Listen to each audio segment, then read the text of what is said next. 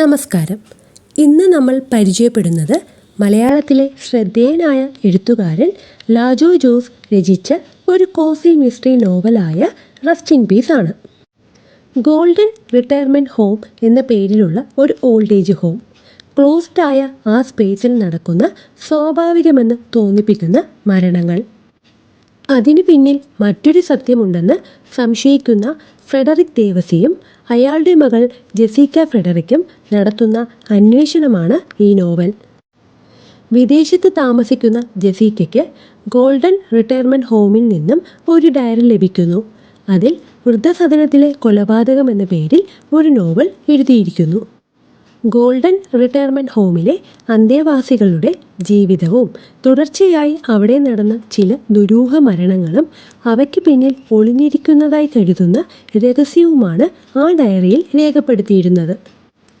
വിവാഹമോചനം ആവശ്യപ്പെട്ട തൻ്റെ ഭർത്താവിനെ ഉപേക്ഷിച്ച് ആ പുസ്തകം തന്നെ തേടിയെത്തിയ ഉദ്ദേശം അന്വേഷിച്ച് കേരളത്തിലേക്ക് ജെസിക്ക എത്തുന്നു.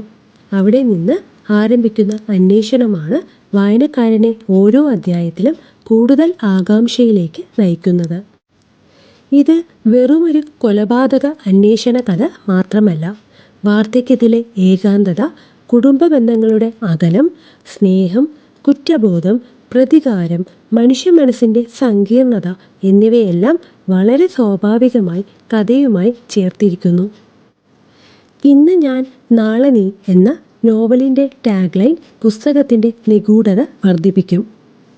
സസ്പെൻസും വികാരങ്ങളും മനുഷ്യബന്ധങ്ങളും ഒരുമിച്ച് ചേർത്ത മനോഹരമായ അവതരണമാണ് ഈ പുസ്തകത്തിൻ്റെ ശക്തി.